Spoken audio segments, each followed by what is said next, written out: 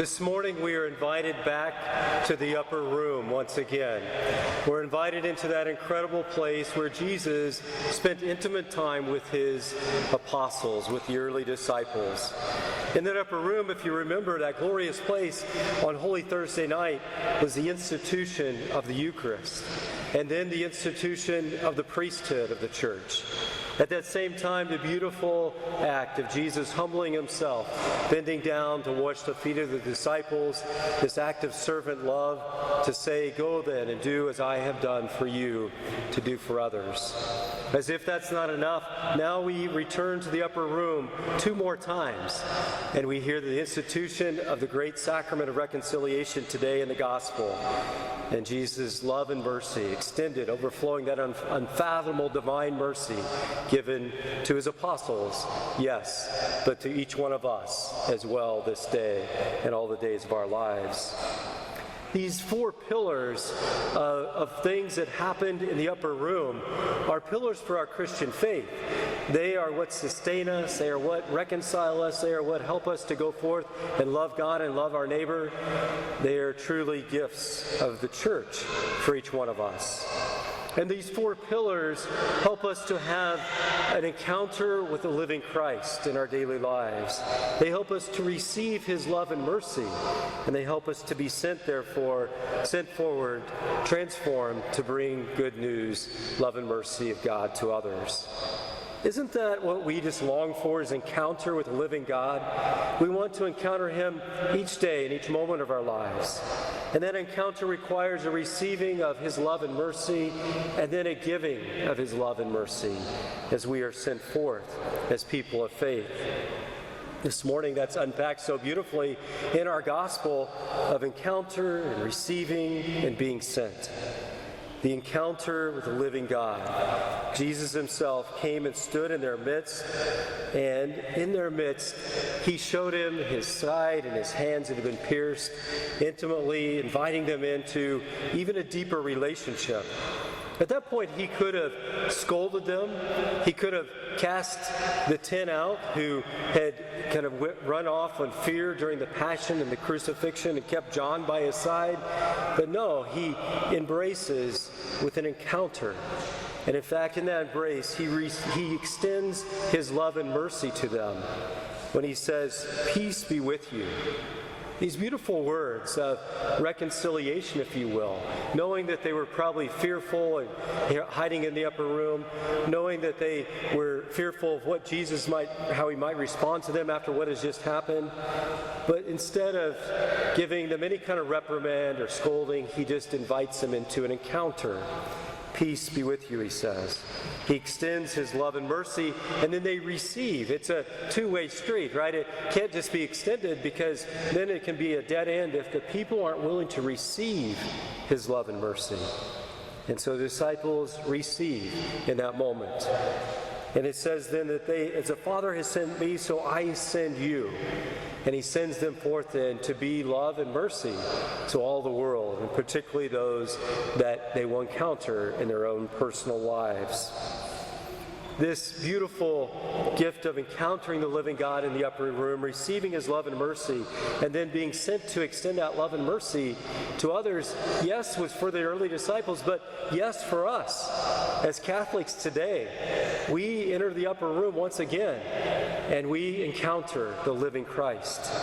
Could there be any more intimacy, any greater intimacy of the friendship of Christ than the fact that he gives us his body, blood, soul, and divinity to be able to receive him this day?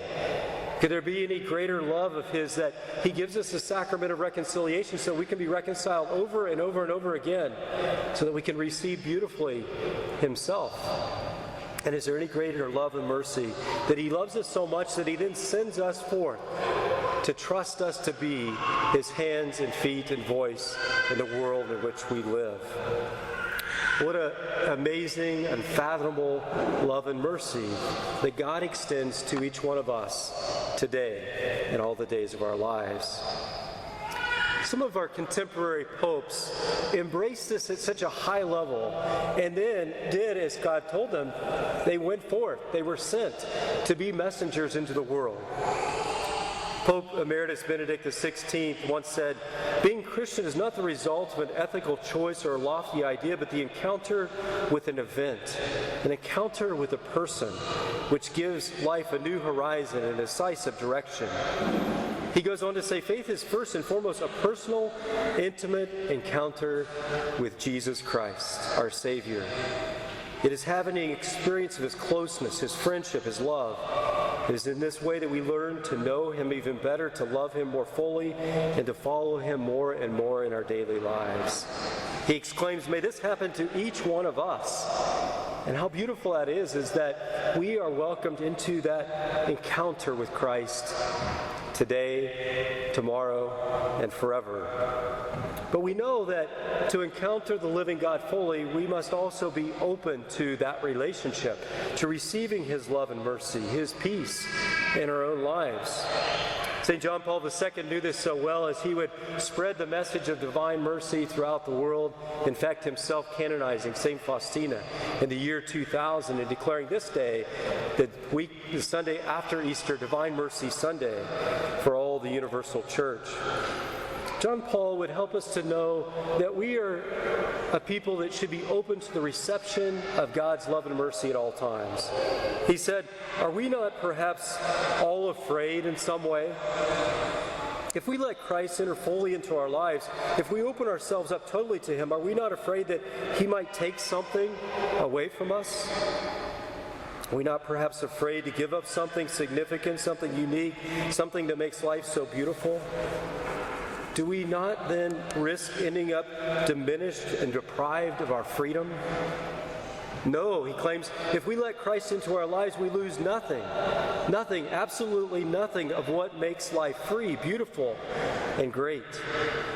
No, only in this friendship are the doors of life opened wide. Only in this friendship is the great potential of human existence truly revealed.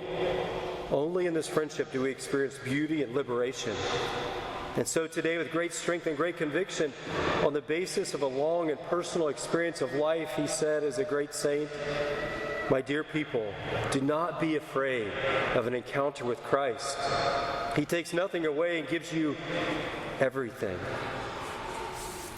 These great, beautiful invitations for each one of us to encounter the living Christ, to receive His love and mercy, and then to be sent, to be transformed in our lives, to be sent forth as love and mercy for others, is evident not only in these two popes of our time, but also in the great Saint Faustina, the one who received the messages from God herself to then be extended to all the world. Faustina said about encounter, God said about encounter through Faustina, "My heart overflows with great mercy for all souls, and especially for poor sinners. If only they could understand that I am the best of fathers to them, and that it is for them that the blood and water flowed from my heart as from a fount overflowing with mercy. Let the greatest sinners place their trust in my mercy. They have the right before others to trust in the abyss of my unfathomable love." This understanding of the best of fathers, it is from that the blood and water flowed from my heart as from a fount overflowing with mercy, St. John speaks about today in today's second reading. In fact, he says that this is the one who came through water and blood, Jesus Christ, not by water alone, but by water and blood.